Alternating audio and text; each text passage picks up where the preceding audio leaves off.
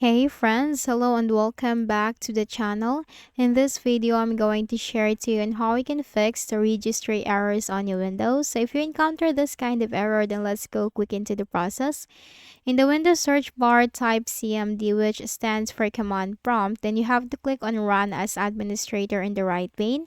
Now here in the black window for the command prompt, you need to type this command sfc space.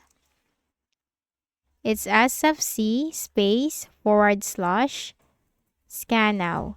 This is the system file checker scan. Now hit enter. This will scan for and repair system corrupt files, check for any integrity violations. So this is the greatest fix, or this is a very helpful fix. Now once the process is going on, do not close the window. You can just simply minimize but do not close the window. And once the process goes up to 100% completed, then just simply close out of here. In the Windows search bar again, type CMD. Click on Run as administrator. Now type this command, DISM space / online space / cleanup dash image space / restore health. It's DISM space / online space / cleanup dash image space / restore health. Hit enter.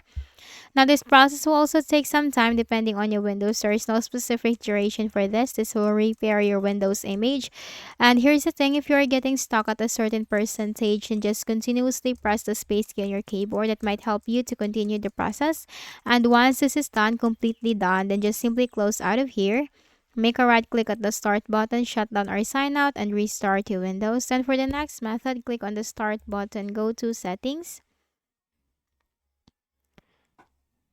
In the list of options on the left pane, you have to click on the system. Scroll down and you'll find recovery. Here you have to click on reset this PC, but here's the thing, make sure to back up everything. Make sure to back up all your personal files, everything on your Windows, and click on reset PC. Click on remove everything. And here you have to click on cloud download. And this will reset your PC, so you need to sign in again into your Windows, and that's it.